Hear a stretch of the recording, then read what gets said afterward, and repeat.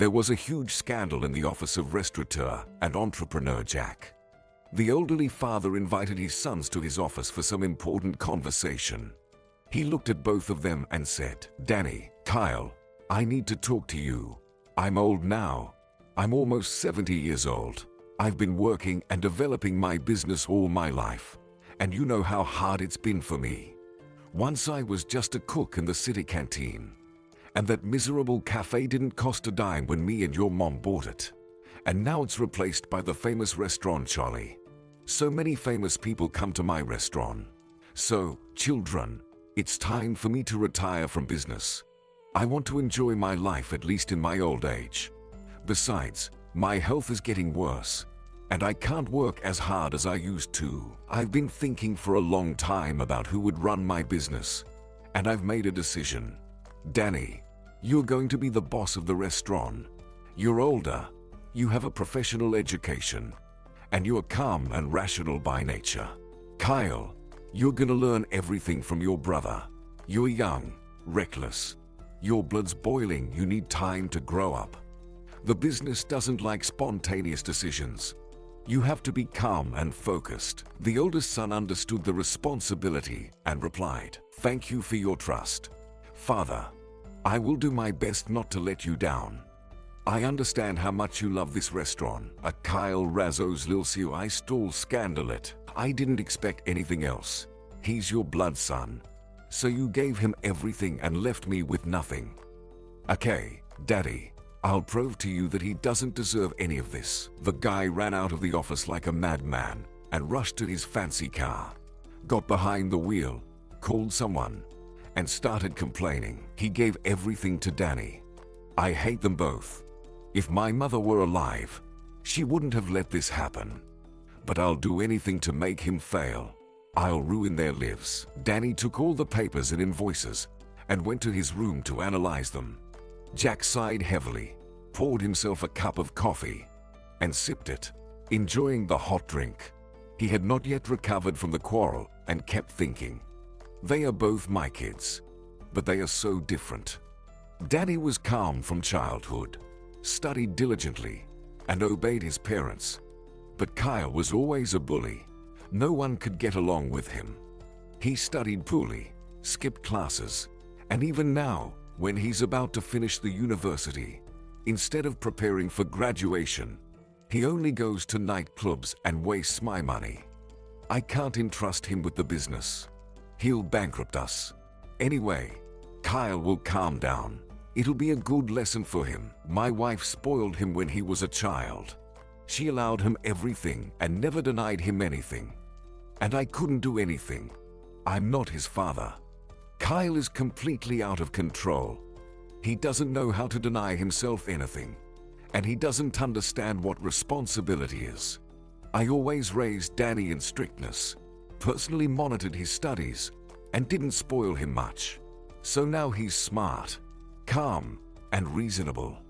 I think my son will not fail, and the restaurant will still be the most popular place in the city. Danny really started to work eagerly, actively delving into the business, examining purchases and reports himself.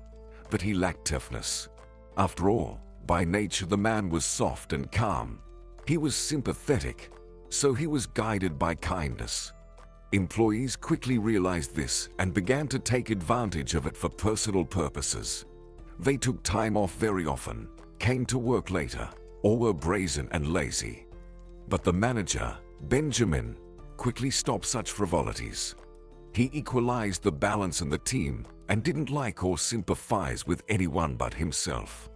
He instantly put lazy employees in their place and strictly monitored the work process, so the overall service and income of the restaurant were on the same level.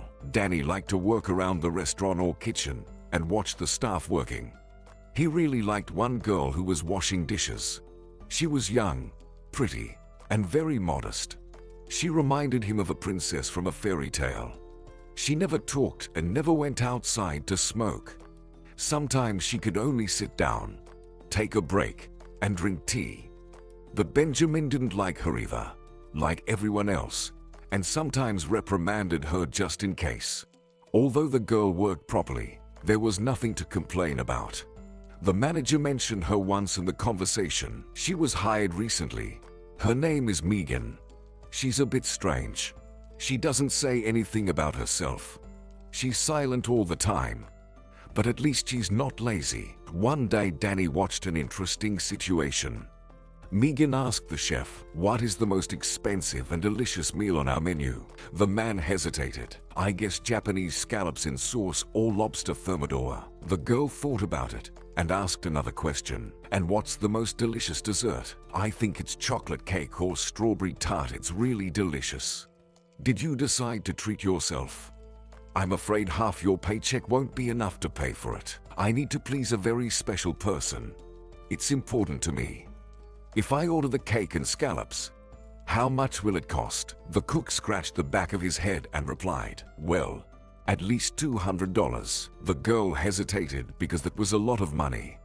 But then she pulled out the money and counted it. Danny felt so sorry for the girl that he approached her and said decisively, "Put the money away, Megan. Consider it a bonus for an excellent job." Megan almost wept. "Thank you, Danny. Thank you so much. I'll work even harder." A happy Megan took the delicacies and went to change before going home. The manager frowned and voiced his displeasure. "You shouldn't do that, Danny. You give such expensive delicacies to the dishwasher. What would other employees say? It's not right." But the new owner thought it was a trifle. But he decided to follow Megan and see who she would treat with such delicious meals. He didn't know why. He just got very curious. Danny wasn't the best detective, so if Megan hadn't been in such a hurry, she would definitely notice him right away. But she ran as fast as if she were being chased by dogs. When she approached the gloomy orphanage building, Danny was dumbfounded. There was a 5-year-old boy waiting for her on a bench. Megan hugged him, kissed his cheeks, and cried, stroked his skinny shoulders. The child snuggled up to her, then took the bag of treats, waved at her, and reluctantly went inside. Megan was sitting on the same bench and crying bitterly.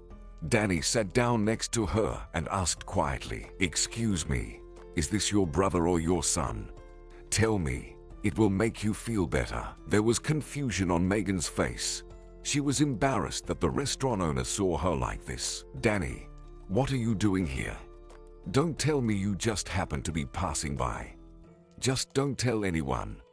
Okay, I don't want anyone to know." Danny turned serious. "I promise I won't tell anyone unless you want me to." Megan wiped away her tears and said, "Yes, this is my son Alex. And I also have a second son, Peter. They are twins. But Peter is sick now. And it's their birthday today. My heart is breaking into pieces. They have a mother, but they live in an orphanage. That food from the restaurant was for them. I wanted to please them somehow. If it weren't for my sons, I'd probably kill myself. I have no more strength." Danny was shocked, but pulled himself together and cautiously asked, "But how did this happen? Why are your children here? You don't seem to drink or even smoke." Megan sobbed. 8 years ago I came to the city from the village to enter the university. I was provided with a dormitory. I entered the pedagogical university, and my dream was to be a school teacher like my mother. I finished the first year and successfully passed the exams. I was so happy. Life seemed wonderful. And then I met Mark at my friend's birthday party. He's from a rich family. His parents are owners of a large gas station chain. I didn't even notice how I fell in love with Mark. He was like a fairy tale prince. He showered me with flowers and gifts and was tender and sincere. All the girls in the dormitory envied me when he came to pick me up in a fancy car. My friends used to say, "Megan, don't miss your chance. If you marry him, you'll win the lottery of this life." Anyway, I couldn't resist, and a whirlwind romance started between us with all its consequences. It was like in a cheap soap opera. I got pregnant. I thought Mark would be happy. We'd get married, but I was wrong. He was frightened and immediately told his parents about it. Since that day, my life has become a living hell. His father, Vincent, began to intimidate me and told me to terminate the pregnancy. He accused me of getting pregnant purposely to become part of a rich family. Anyway, Mark and I had a fight when I refused to get rid of the baby. But his whole family started threatening, saying that they wouldn't accept the baby and that I shouldn't blackmail them with it. I was terrified when I was told at the ultrasound that I had twins. I wasn't ready for that. I had to take an academic leave at the university and go to work part-time to save at least a little money for childbirth. I also had to move out of the dormitory, so I rented a room on the outskirts of the city. I thought that at least my parents would understand me and support me, but no. My mother told me that I disgraced them. My father kicked me out of the house. Since then, I'm all alone. No one needs me. After childbirth, I had no money at all, and I couldn't get any job, but I still tried, for the sake of my children. With all the money I was able to save, I purchased a one-bedroom apartment on the outskirts of the city. I was so happy to have my own apartment. My children were surprisingly calm. I love them more than life, but there wasn't enough money. I tried to write essays for students at night, but I could only earn money enough for food and not enough for everything else. I had to ask volunteers for clothes for the kids, and sometimes neighbors gave me something. But that was not the worst part. That's when Mark's father decided to hit me with a real blow. He fulfilled his promise and gave my babies to the orphanage. Danny couldn't believe it. Hell. Why? Usually, children are taken away from alcoholics or drug addicts. But you don't look like you have any addiction. I don't understand anything. Megan grinned bitterly. You're a rich man, so you should know that nowadays money and connections rule the world. One day I asked my neighbor to babysit the babies while I went to the grocery store. It was the day of discounts. I wanted to buy some cheap groceries. I was only away for an hour, but when I came home I was shocked. Everything in the apartment was upside down. There was dirt, cigarette butts, and empty wine bottles on the floor, and the guardianship service took my babies away. I started screaming, scandalizing. I couldn't believe it. But these two women, accompanied by the police, were unstoppable. They claimed that they allegedly received regular calls from neighbors that I was drinking, not taking care of my babies, going out at night, and leaving my babies alone. I rushed to my neighbor so that she could refute this nonsense, but she confirmed it, and the babies were taken away. They've been in the orphanage for a year, and there's nothing I can do about it. I've been going to all the authorities, but it's all in vain. I cry every day, and the kids too. When I see them, it's even more painful. My heart is torn to shreds. Moreover, Peter is sick, and I don't even know if anyone is treating him.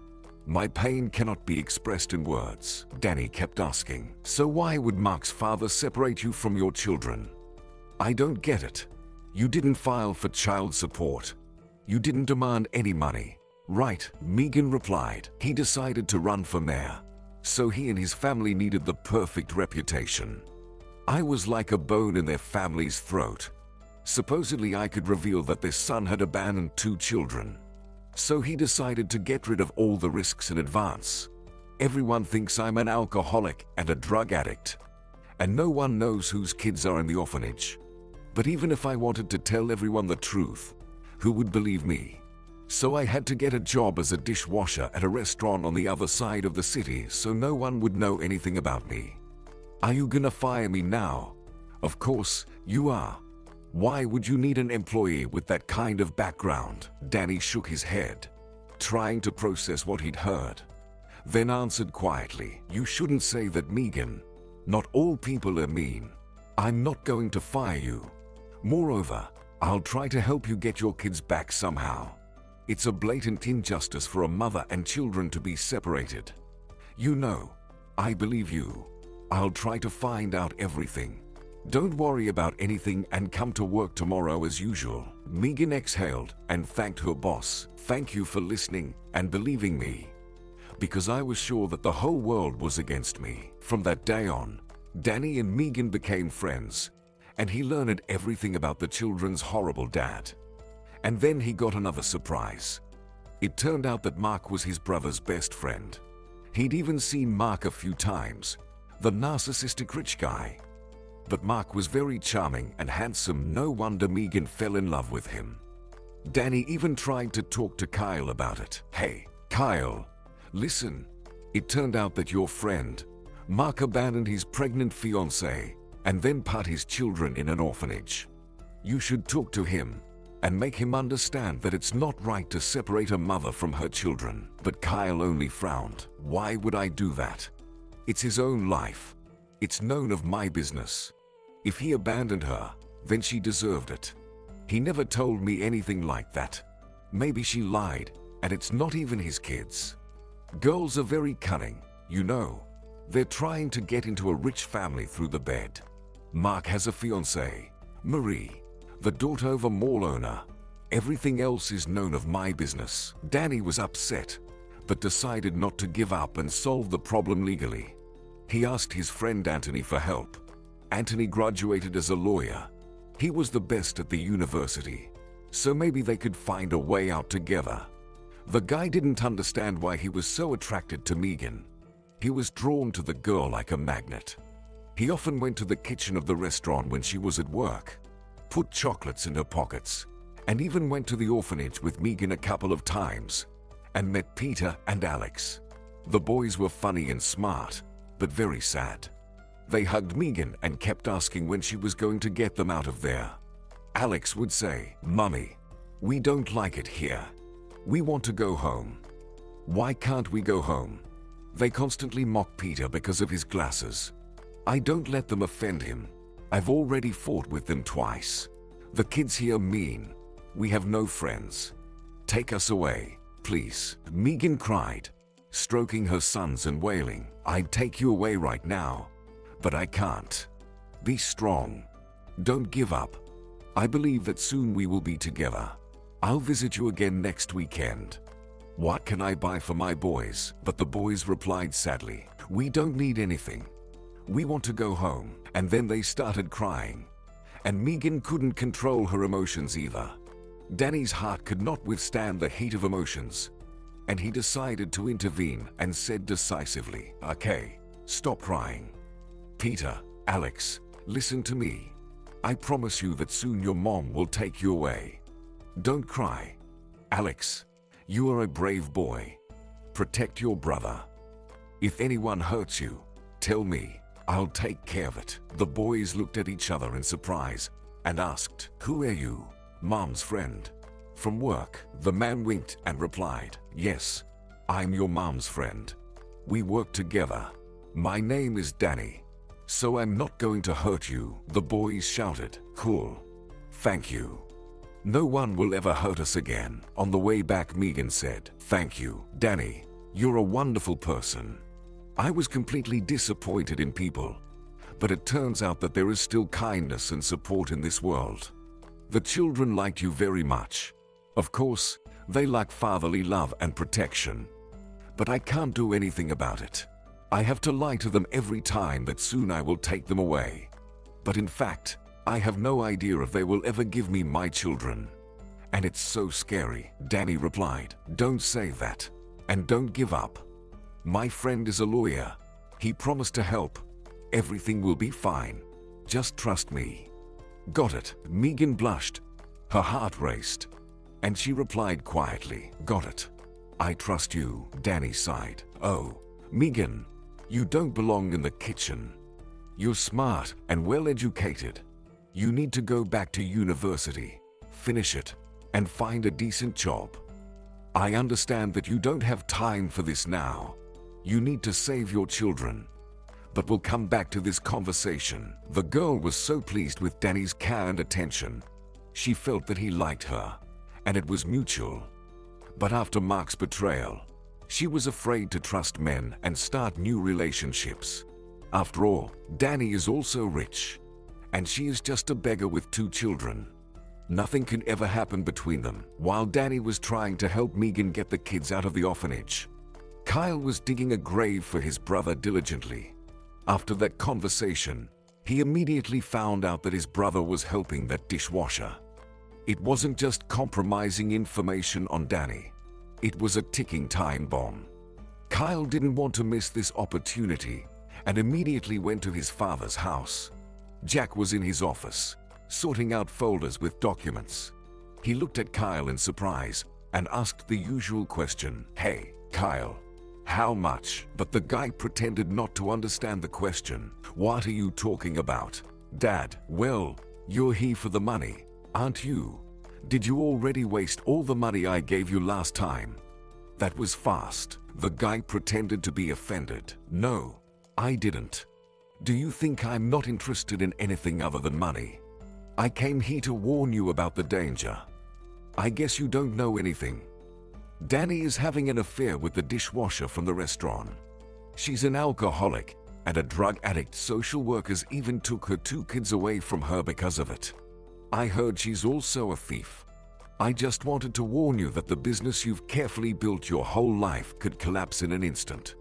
Danny doesn't really care about the restaurant at all now. He spends all his time with this alcoholic woman." Jack looked up and even took off his glasses. "What are you talking about, Kyle? Are you trying to slander Danny out of jealousy? I don't believe my son is communicating with the dishwasher. It's a disgrace.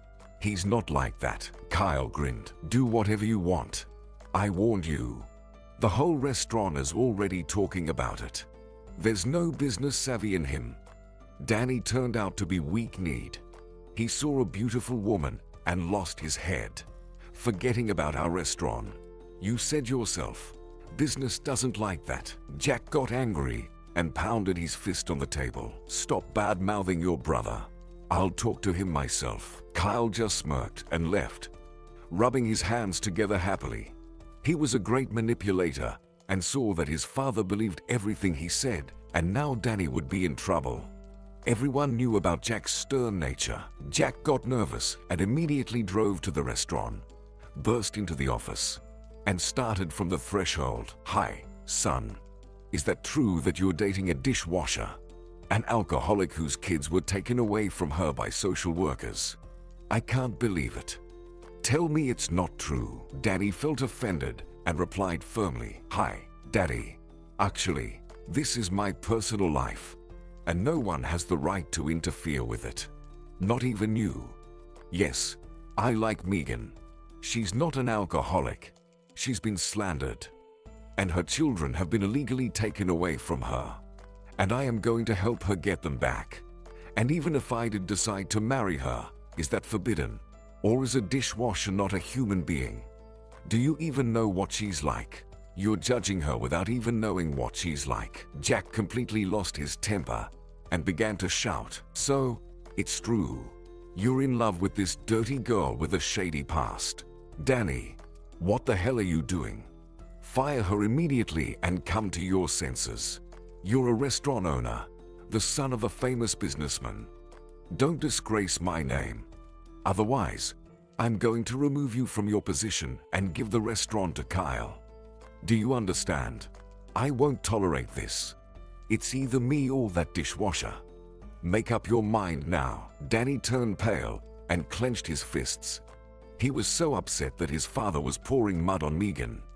He silently sat down at the table and began to write something nervously. Then he held out a piece of paper and shouted, "Whatever you say, Dad. It's a letter of resignation. You're obsessed with money, just like Kyle. You see nothing but money and measure everything by it. I'm not gonna let you say that about Megan. I won't let you hurt her. And I don't want to see you anymore. I can live without your money. Goodbye." The boy left the office. Resentment was burning his soul. How could Daddy do that? Megan was right. This world has gone crazy. Jack immediately fired Megan. He made it clear that no one can have affairs with his sons, and he even insulted the girl in front of all the employees. The girl was working home and sobbing when she got a call from Danny. "I know everything. I'm sorry, Megan. Dad found out everything and fired me. And you," the girl said through her tears. "Thank you, Danny. You did everything you could to help. But now I've lost my job because of your mercy. Your father humiliated me in front of everyone. I'm so sick of everything. I'm exhausted. I don't want to live anymore. Danny realized from her voice that she was on the verge, got scared, and shouted, Megan, honey, don't do anything to yourself. Where are you? Stay where you are. I'll be right there. Danny was running, looking for Megan on the way, but she was nowhere to be found. So he rushed to her apartment, as she had mentioned where she lived. He knocked for a long time. No one opened the door. Then he pressed the handle and the door opened. The guy entered without taking off his shoes and shouted, Megan, where are you? Honey. Megan was lying almost unconscious on the bed, and there were empty blister packs on the nightstand. She took all the pills she could find at home. There was also a note, I'm sorry, I can't take it anymore. At first, Danny wanted to call an ambulance, but he immediately stopped himself. She doesn't need it right now. They'll take her to a mental health facility. And after that, she'll be declared insane, and she'll never get the kids back. He grabbed the girl and dragged her into the bathroom, started pouring water into her mouth until she started to vomit. This torture lasted for a long time until he rinsed out her stomach, and the woman finally came to her senses. He washed her like a little girl and whispered, What have you done, silly girl? What about the children? You're their mother. They need you. I need you. Do you hear me? He shook her and kept repeating these words. She resisted at first, but then relaxed in his arms, hugged him, and cried, I can't live like this anymore. You know, I can't live without my sons, and I don't want to. I can't take them home. I don't have any more strength. Danny hugged her tenderly, stroked her hair, and whispered, I know, sweetheart. I know how much you've suffered, and how hard it's been for you. But you are not alone anymore. Now you have me. Do you understand? We're together now, and I won't let anyone hurt you. It's over. Trust me. I'll help you get your kids back. Don't doubt it. I'll be by your side. I don't care about money and the opinion of my father and everyone around me. You're the best person in the world to me, just trust me. Okay? And don't ever do that again. I was very scared. Don't worry about money. I have a lot of money in my account. And I have a good education. I'll find a job quickly. Everything will get better, my dear. You'll see. Megan snuggled up to him like a child and nodded. And she felt relief in her heart. She whispered, Thank you, Danny. You saved my life. I almost made an irreparable mistake. Only now do I realize it. If I die, it won't make life easier for Peter and Alex, who will take care of them. Forgive me, please. When you are with me, I feel peaceful and calm. Maybe everything will work out. Danny, with the help of a lawyer, developed a plan. Megan's neighbor confessed that Mark's father paid for her perjury. So she lied and said that the woman was not taking care of the children. They threatened the neighbor with criminal prosecution, and she told the truth in court. The children's opinion was also taken into account. Peter and Alex started crying and asking to go home, saying how much their mom loved them. Danny also testified and characterized Megan as a responsible employee with no bad habits. With joint efforts, the children finally returned to their mom. Megan was happy. She never left the kids for a second.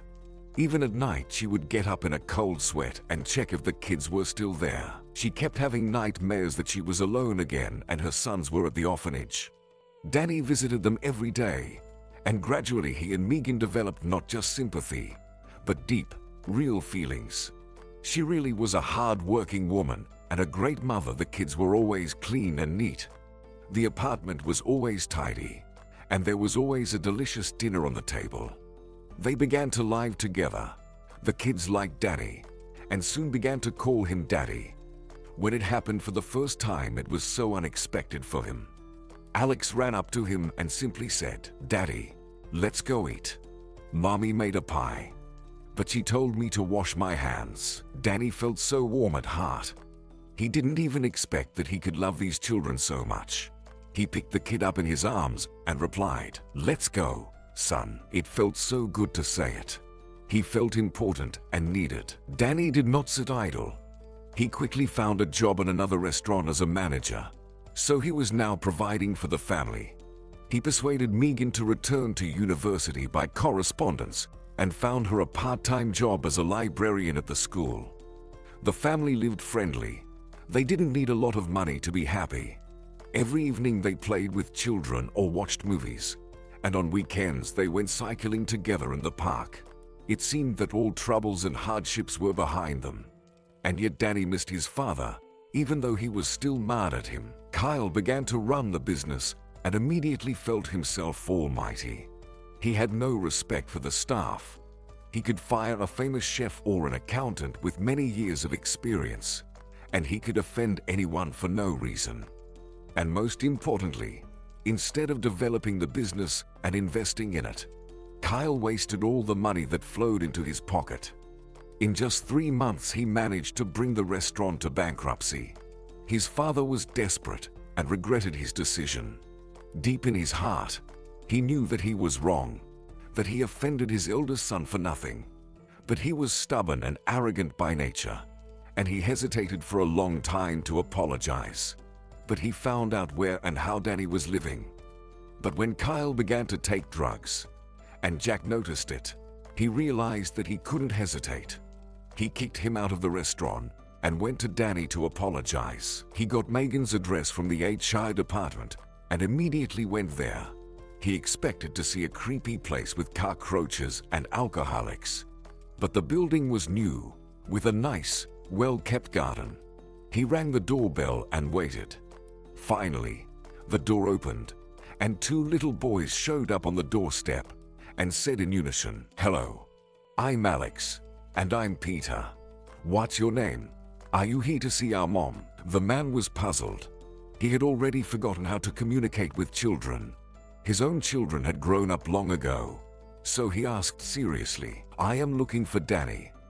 Does he live here?" The kids immediately shouted, "Daddy, come here. Some mister is here to see you." Jack flinched when a surprised Danny came to the doorstep and asked, "Dad, what are you doing here? If you came here to yell and humiliate me or Megan, you should leave. I'm happy with Megan.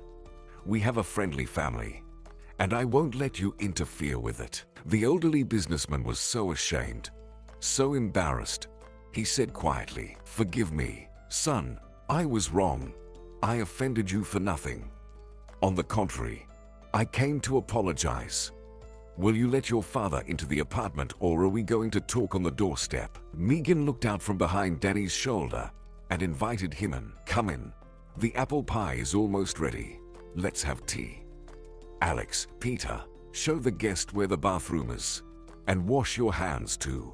I'm waiting for you in the kitchen." Jack went to wash his hands and looked around. The apartment was clean and cozy, smelled of pastries, and the kids were tidy. Maybe Megan is not that bad. She didn't look like an alcoholic. Megan was a little nervous, wondering why Danny's father had come. Was he trying to break them up again? He stared at her so intently. Everyone sat down at the table. The atmosphere was a little tense. Danny was still mad at his father, so he didn't know if he should talk to him frankly. Megan also kept silent. She was worried about her family, and only Alex and Peter were talking. "This is our last year in kindergarten, and soon we will go to school. Daddy recently made the swing in the yard himself. So you're our grandfather, right? Why didn't you come to us before?" Jack blushed and answered awkwardly, and thought to himself, "Wow, they call my son Daddy. They love him like he is his real dad, and he's glowing with happiness. I'm so stupid. Why did I hurt my son? I insulted his fiancée. How can I ask for forgiveness now? I'm ashamed.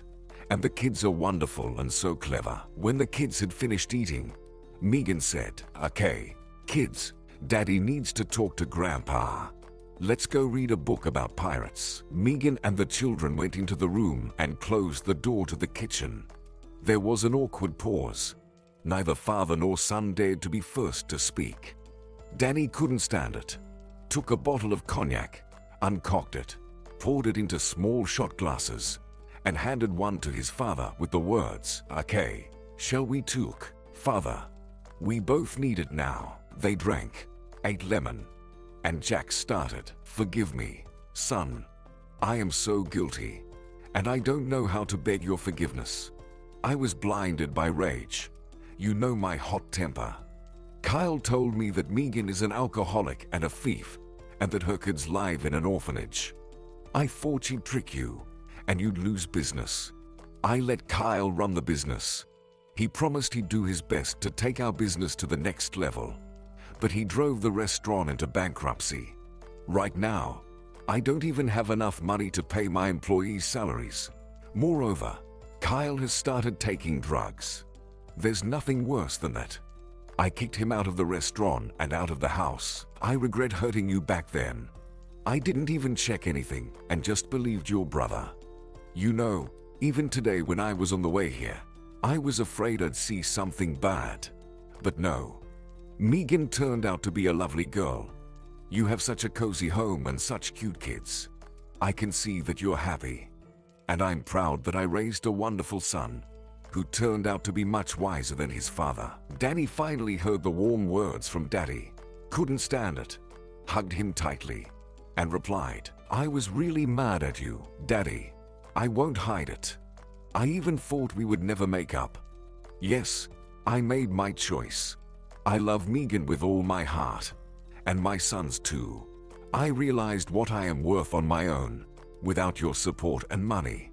I'm not afraid of anything now. Still, I want you to know I missed you. I kept mentally going back to my childhood and happy youth, remembering how we used to play with you, and how you taught me to drive. I love you, Dad. You helped me to become who I am, and I'm glad we made up. If you want, come visit us more often. We'd be happy to see you here. You won't get bored with our boys." Jack exhaled. They had another drink, and he continued, "Danny, go back to the restaurant. I beg you. Otherwise, our business will completely die. If we work together, we can save our restaurant. I promise I'll never act like this again. This restaurant is all yours. Besides, if you want, move into our mansion with the kids and Megan. We have many rooms and a large garden that children can play there. It's a little cramped here, but I don't insist. Do as you see fit. I'm all alone there. I don't even have anyone to talk to." Danny replied seriously, "I'll come back to the restaurant. I like this business. Besides, I've worked in another restaurant, and I've noticed some innovations. We can implement them in our restaurant too. But I can't say anything yet about moving into your mansion. I have to talk to my family. I can't make decisions like that alone. Sorry." "So, where's Kyle now? Doesn't he live at home? I mean, what's he gonna do without your money? He's never worked a day in his life." Jack replied, "I don't know, and I don't want to know. That scumbag slandered you, lied about Megan, wasted all our money. He almost ruined our business. Let him live any way he wants. Kyle has always been a troublemaker." Danny talked to Megan and the kids, and they decided to accept his father's offer. The one-bedroom apartment was really too small for 4 people. At first, Megan didn't know how to behave in such a huge mansion. She was embarrassed, but then she got used to it. Jack apologized and treated Megan like a daughter, and never stopped praising her and the children. Rumors quickly spread around the city that Jack's son was running the business again, had married a dishwasher, and was raising her children in his father's mansion. Mark found out about it, too, because he was Kyle's best friend, and Kyle was now living in his apartment after fighting with Jack. Kyle was the one who told Mark how to make a lot of money quickly. "Look, Mark, this girl is raising your kids. You know what I mean. Tell her you want to communicate with them, and if she says no, tell her you'll take them away legally." Surprised Mark said in puzzlement, "Why? I don't want to do that. I don't like children. I have no idea what to do with them." Kyle grinned. "Stupid. She'll say no. There's no doubt about it. After that, you should hint to her that if she pays generously, you'll leave her alone forever. And if she doesn't, You'll sue her and take the kids away. Mark scratched the back of his head.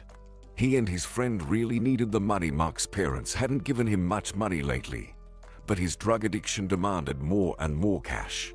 So Mark agreed. He learned that Megan was now working in the library and waited for her at the school entrance. The woman was very frightened when she saw Mark, recoiled as if she saw a ghost, and whispered, "What do you want? When are you going to leave me alone?" Mark grinned wickedly. "Hello, my love. You know, I underestimated you. You're smarter and more cunning than I thought. You managed to seduce Danny, and now you're living in luxury. You know, I miss my kids. I want to see them." Megan turned pale and felt unwell. She shouted, What? What do you want from us? You forced me to terminate my pregnancy. Then you put your children in an orphanage. And now all of a sudden you want to see them. I don't believe it. What do you want from me? Why do you need Peter and Alex? You don't even know them. Leave me alone. Please." Mark continued, "Whatever you say. I can disappear from your life again. But you have to pay for that. I'm not asking for much, just $100,000, and I'll disappear right away. Danny's rich. It's not that much for him. And if you refuse, I'll take a DNA test, provide their biological father, and take the kids away from you. Just a reminder that my father is the mayor. All doors are open for my family. So, think twice." Megan couldn't take it anymore and spat in his face. "You're so vile. How could I ever love you? Fine, I'll get that money, but you'll disappear from my life forever." Mark smiled and said calmly, "You have 2 weeks. If you don't bring the money in 2 weeks, I will make your life a living hell again." Megan came home not herself. She tried to pretend that everything was fine, but Jack immediately noticed her sadness and wet eyes. He cautiously asked, "Megan, what's wrong? Don't lie to me that everything is fine. I can see that something is wrong. Did you have a fight with Danny? It's okay, you'll make up." The woman couldn't stand it, sobbed, and told everything. She needed to tell everything someone. At the end, she added, "I'm so scared. Mark and his dad have already ruined our lives once. He could do it again. I don't know where I can get that much money to pay him. Otherwise, he won't leave us alone. I know him." The elderly businessman clenched his fists and replied, "What an idiot. He's a friend of my son Kyle, and I think I know who gave him the idea. Don't cry, please. You were alone before, but now you have us. And no one's going to hurt you and the kids.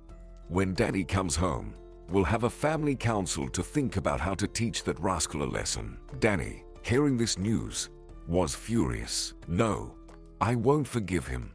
I'll go there right now and teach him a lesson." Megan was frightened. "Honey, don't. Please. What if something happens to you? I wouldn't survive that. Let's just give him the money and let him go away. I'm so scared." Jack intervened and began to explain. "He won't leave you alone. If you pay him once, he'll start demanding money all the time. And he doesn't care about the kids. I think Danny should officially adopt the boys and give them his last name. That's it. After that, Mark won't have any rights to communicate with the kids. And then you will bring him an envelope with fake money and record your conversation. And I'll involve the police. They'll be nearby. Don't worry.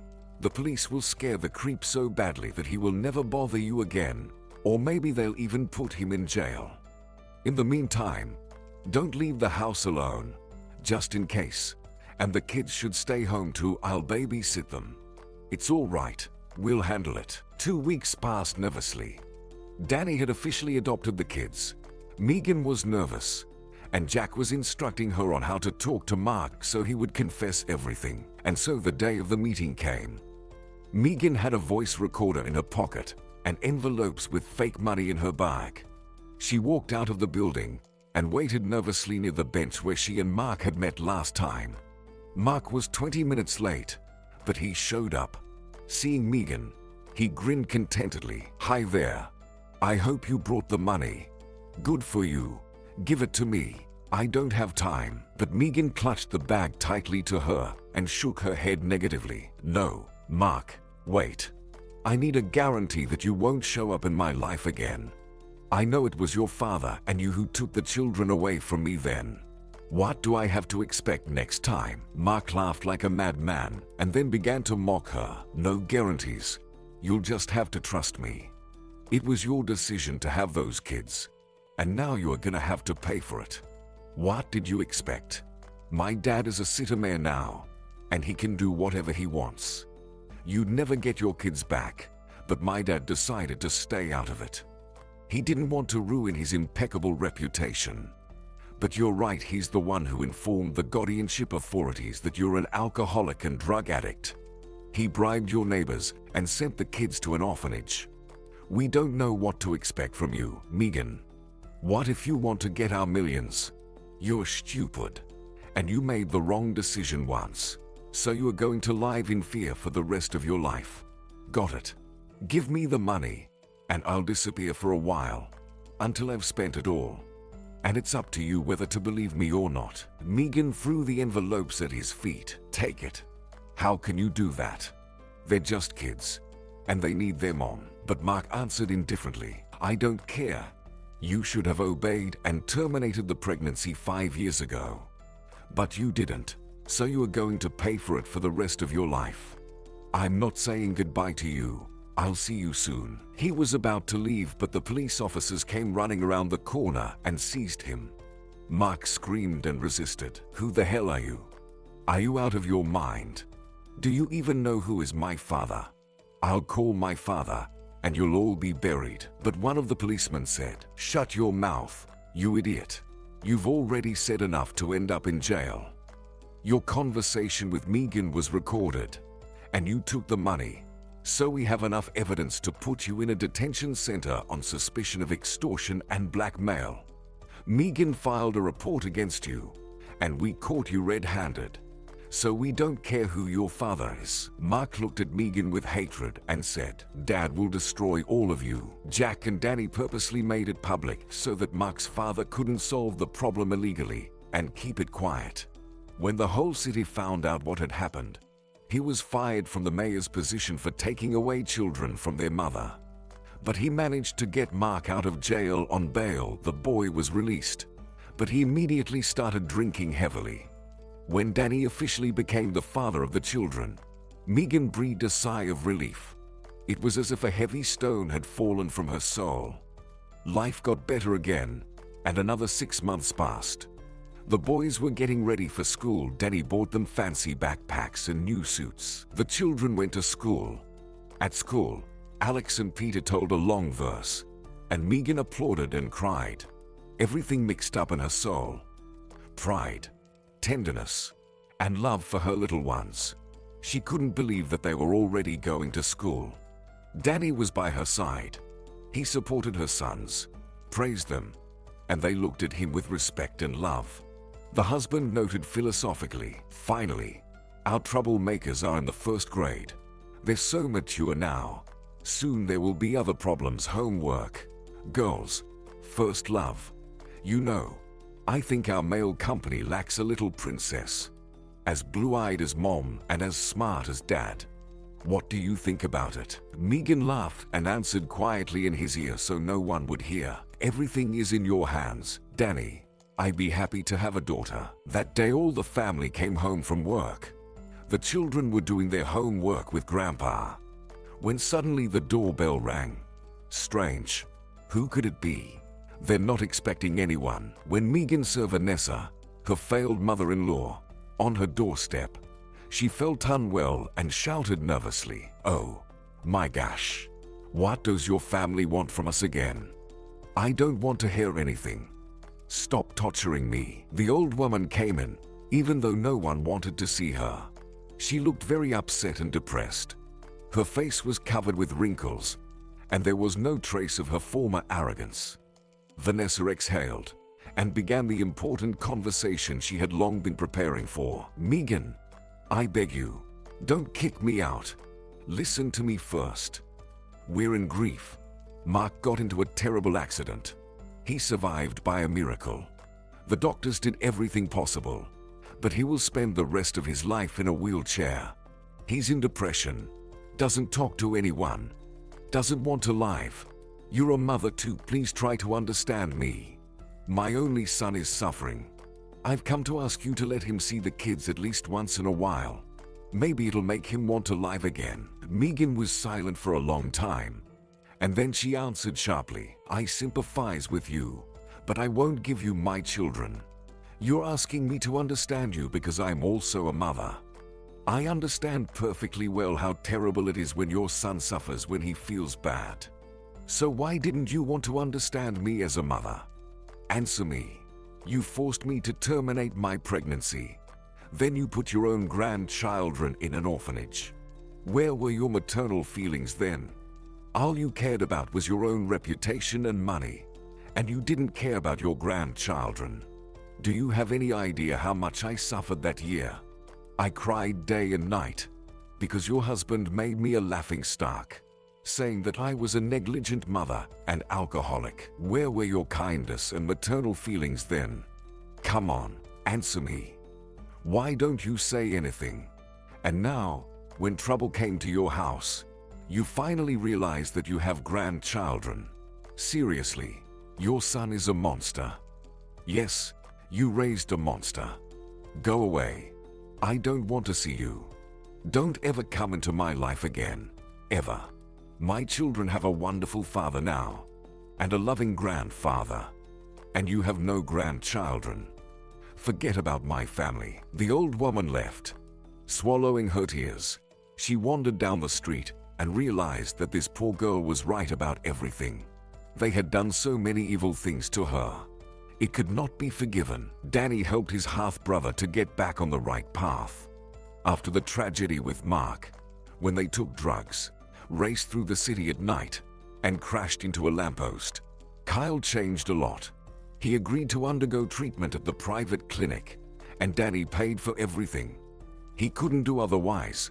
After all, he was his brother, albeit a troublemaker. The head of the family wanted to help his daughter-in-law get rid of another stone on her soul. And one day, over dinner, he suggested, what do you think about a picnic outside this weekend? We'll make barbecue and grilled vegetables. The weather is still nice. Megan, I'd really like it if you'd invite someone to join us. The woman was surprised. Who? The businessman replied seriously, your parents. You have a strong and happy family, and we still haven't met. Call your mom, invite her to visit. Let's have lunch together. Chat. Megan turned pale, then quietly replied, I don't think it's a good idea. They kicked me out when I got pregnant. They said I'd dishonor them and wasn't their daughter anymore. My mom does call me sometimes, but I don't pick up the phone. I can't forgive her, you know. They kicked me out knowing I had nowhere to go. Megan suddenly cried. Memories flashed before her eyes. Jack shook his head. I agree, but we're all not saints. I almost lost my son at first, but we made up. We are human beings. We should be able to forgive. Make up with your mom, Megan. She has the right to see her grandchildren. Everyone can make mistakes. You have to give them a second chance. At least try to fix the relationship. Think about what I said. It'll make you feel better. You'll see. The woman could not sleep all night, thinking over the words of her father-in-law, and decided to try. She pulled herself together and called her mother in the morning. Her mother answered instantly and almost shouted, Megan, sweetheart, is that you? Don't disconnect, please. Megan, honey, how are you? I'm so sorry, baby. Your father and I are so guilty. The woman sobbed. It was so pleasant to hear her mother's voice. They hadn't seen each other in so many years. She said, Mom, I'm married. I'm doing well. I'm inviting you and Dad to visit this weekend. My husband and his father would like to meet you, and you can meet your grandchildren. So, will you come? Mom hesitated and replied, I mean me, I'll come. Wait for me. Just give me the address. Finally, the long-awaited meeting took place. As soon as Megan saw her elderly, skinny mom, her eyes sad. All grudges immediately disappeared. She only wanted to hug a dear person. Mother and daughter cried for half an hour, hugging each other. There was no need for words or explanations. The two loving hearts finally met. Valerie apologized to her daughter, cried, and didn't leave her grandchildren for a minute, hugging them and talking to them. They were happy to see their grandmother. They asked her about everything, shared their school achievements. And then Megan and her mother talked for a long time because for so many years a lot of things had happened. But both of them felt so good and happy. And they promised to see each other more often and to be in touch with each other. The whole family was having fun at the big table in the gazebo. And every member of the family was important and needed.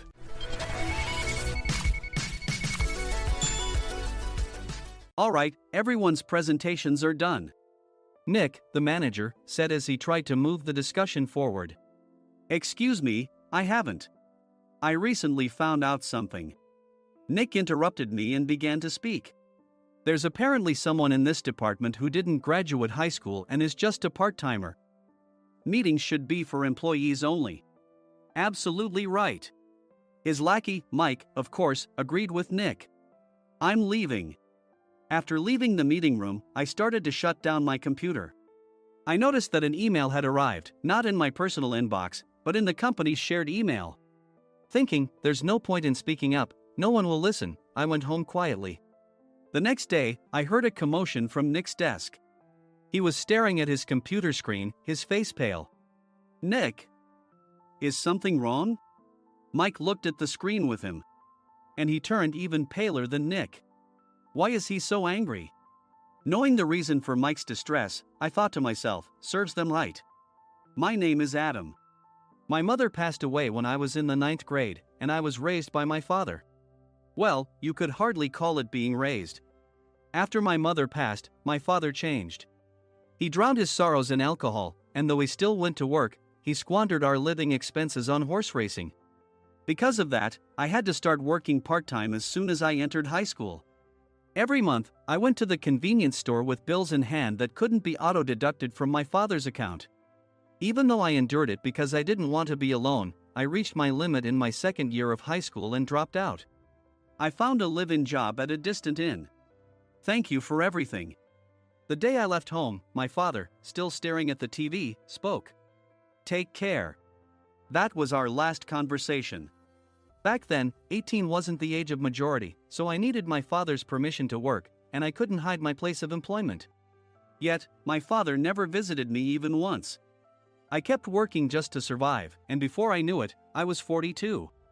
Years of hard work paid off, and I was transferred to the headquarters. I was thrilled to be recognized by the company, as I thought I'd be working in the field until retirement due to my lack of formal education. Listen up.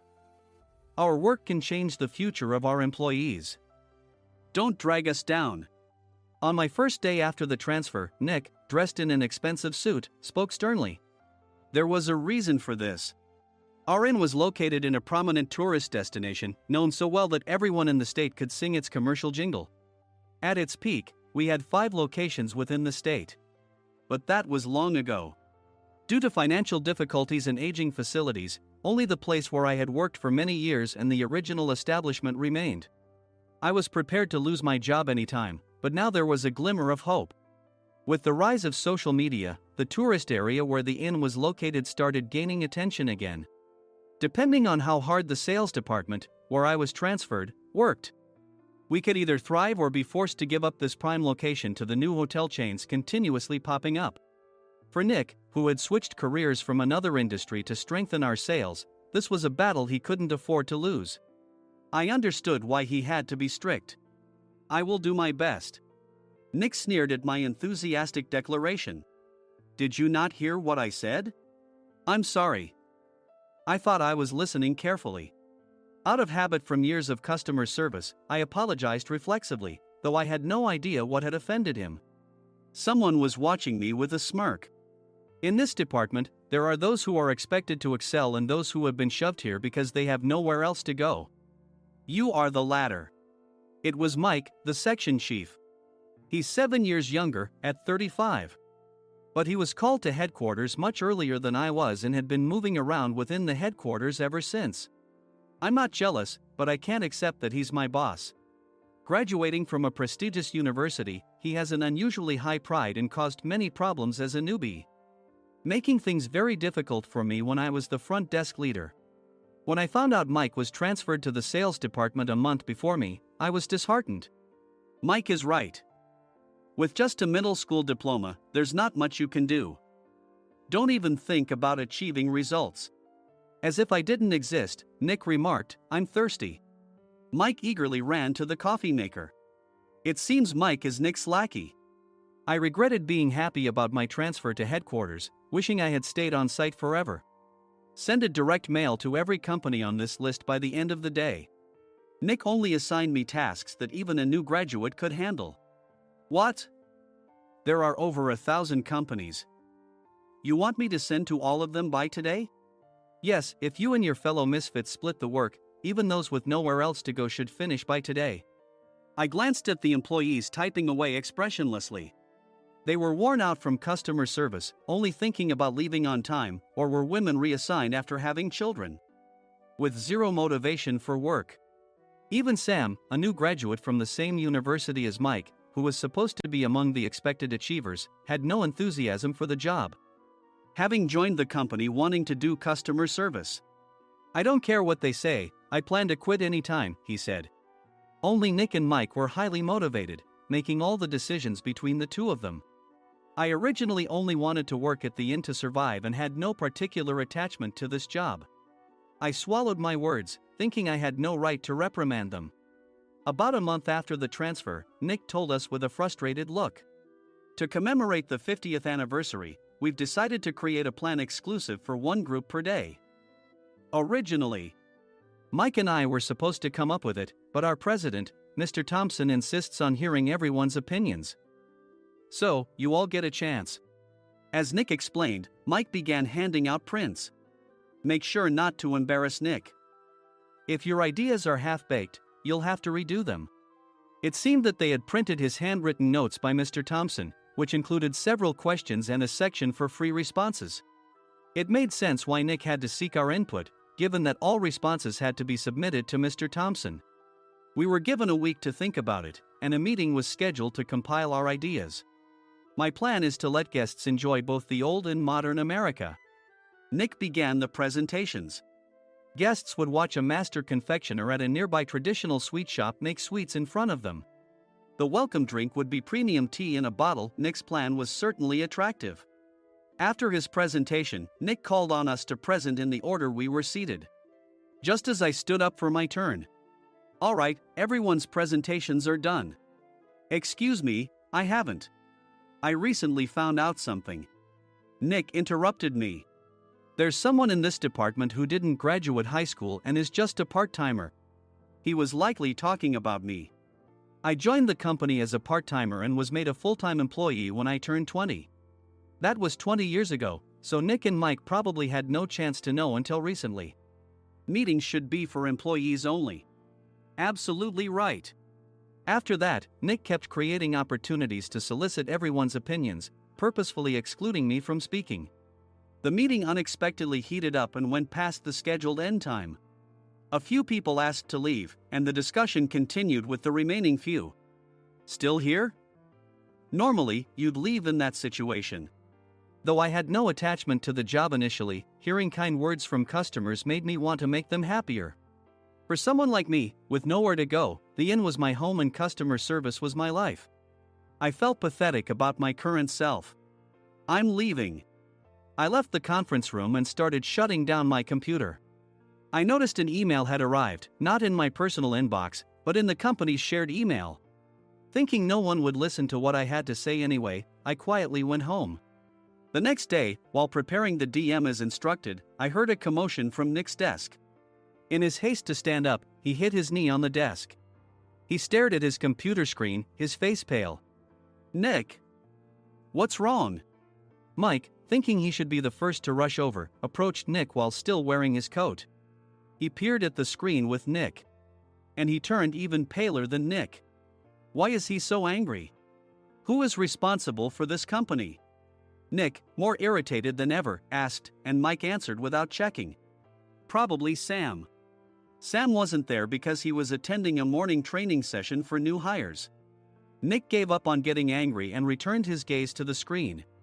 They were looking at an email that arrived right after the end of the working day yesterday. Apparently, no one, including me, had checked it before leaving. The email was from a large company that used us for their annual employee trips.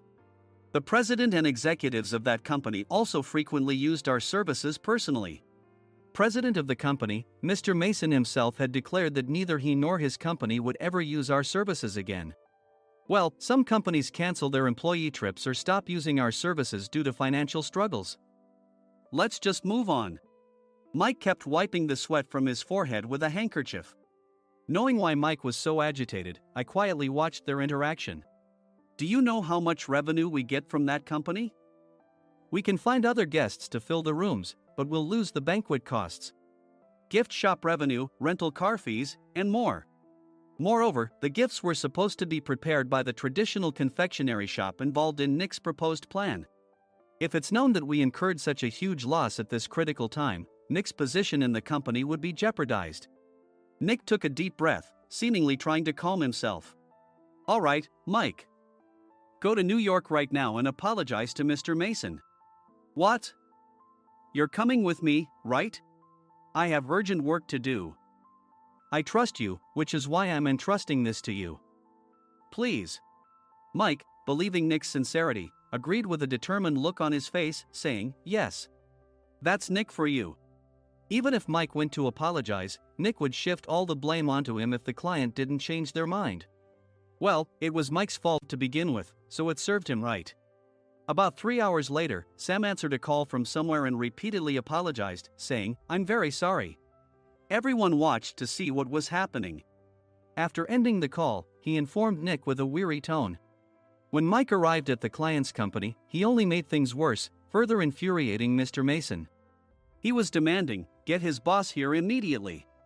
It was no wonder Sam was exhausted, dealing with such a call right after returning from training. What is that idiot doing?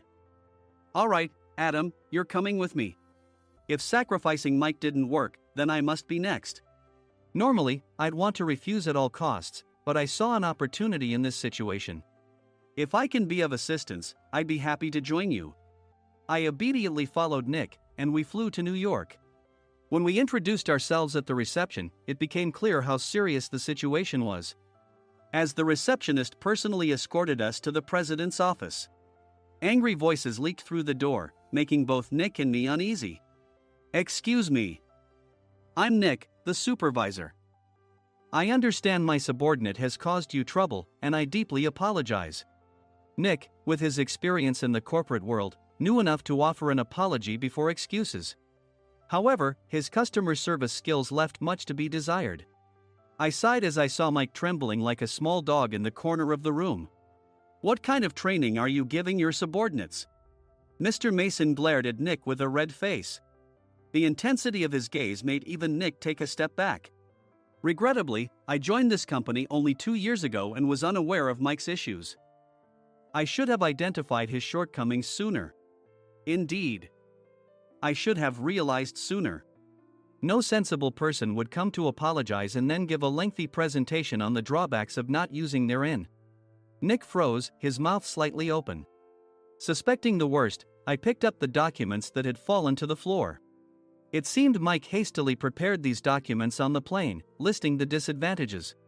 Disadvantage 1: if you change the venue for the company trip, employees might suspect it's for cost-cutting reasons, leading to a negative impression. Reading it aloud half-jokingly, Nick snatched the papers from my hand and checked the contents with a furious expression. Among the stack of documents was a receipt from a nearby convenience store's copy machine. I felt a pang of dread, hoping he hadn't shown the receipt as well. What do you think he said when I asked what kind of nerve he had to do this? I'm very sorry. Faced with the dire situation, Nick must have thought there was nothing left to do but apologize. In a voice smaller than I'd ever heard from him, he uttered words of apology. He said, I'm a Harvard graduate. I don't believe I said anything wrong.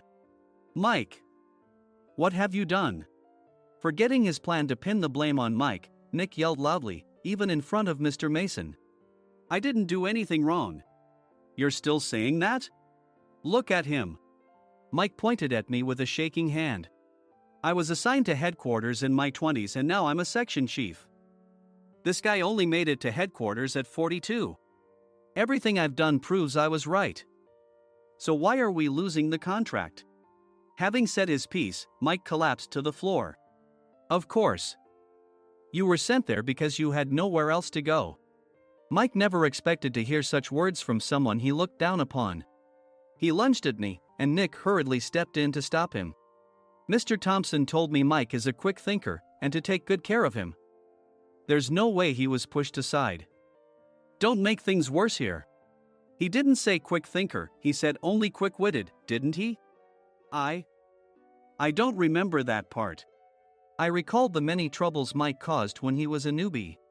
When Mike was on the front line, his pride was so high that he never apologized to customers. Customer service, especially in our job, doesn't work alone. It brings both good and bad situations. If the front staff or housekeepers made mistakes, or the cleaning company didn't properly clean a room, one had to apologize to the customers regardless of personal fault.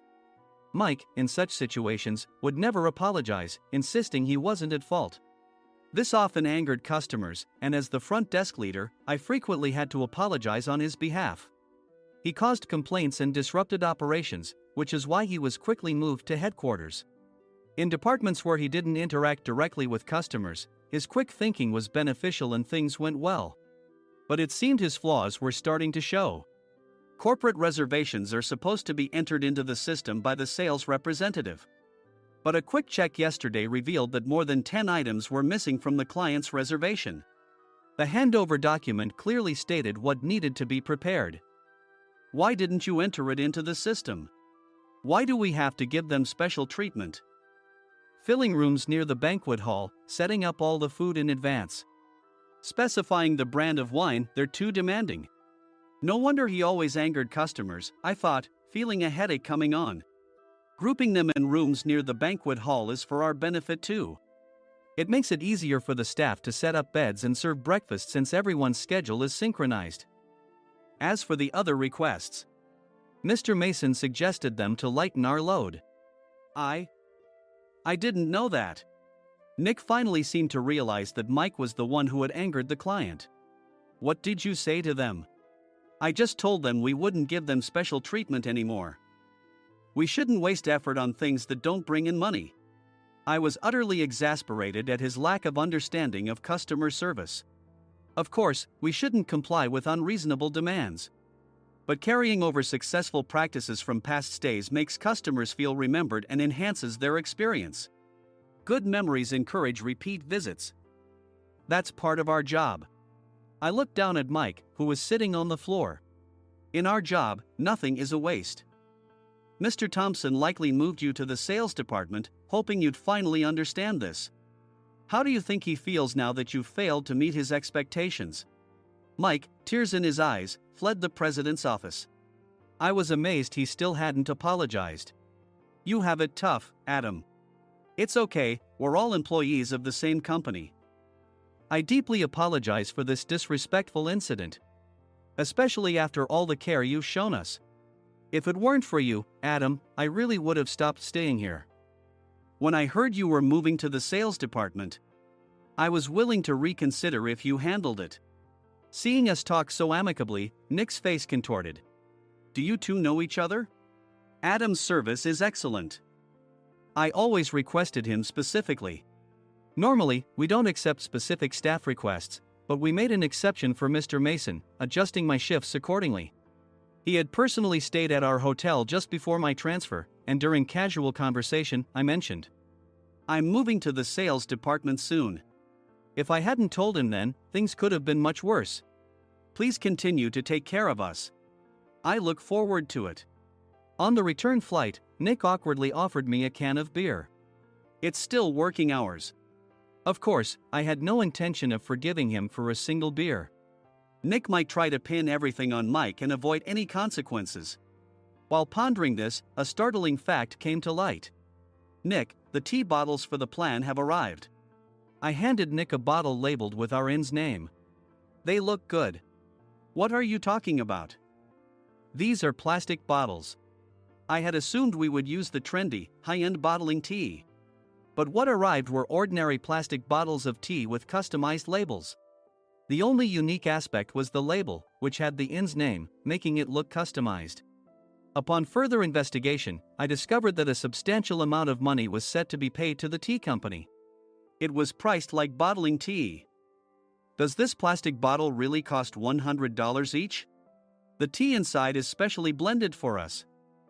The extra cost is for that. Wouldn't it be better to use another tea company? Or is there a specific reason we must use this one? As Nick continued to make excuses, I showed him a printed email. I informed the tea company's president, Mr. Mitchell, that we discovered irregular payments and he confessed. He said you two were high school classmates and planned to split the extra money. That idiot. Why did he confess? That's not important. You should worry about yourself, this could turn into a police matter. Opening the bottle cap, I suggested. How about calming down with this tea? It supposedly has a relaxing effect. Nick drank the tea frantically. In the following days, decisions were made about their fates. Mike was reassigned to the General Affairs Department, with no chance of transfer or promotion, as per Mr. Thompson's orders. As for Nick, since the payment to the tea company hadn't yet been made, he narrowly avoided legal trouble. Instead, he was encouraged to leave the company, and to avoid further complications, Nick submitted his resignation. Rumor has it that connections between HR departments have made it difficult for him to find new employment. Even though it was good to have those two gone, something unexpected happened in the sales department. Everyone became motivated and united in refining the 50th anniversary plan. In the end, my plan was adopted. We collaborated with the Tourist Information Center to provide personalized guides. The plan, tailored to the number of guests, was truly special for the 50th anniversary. Hey, is Adam's family coming to stay? I immediately booked that special plan for my family. Sam noticed it on the reservation list and quickly picked up on it. Yes, I'm inviting my father. That's great. I might invite my parents too. I lacked the courage to face my father just as Adam. But here, with the confidence Mr. Mason praised, I felt ready. The 50th anniversary plan was a perfect opportunity to reconnect with my father. I hoped to bring back the days when we could laugh together as we once did.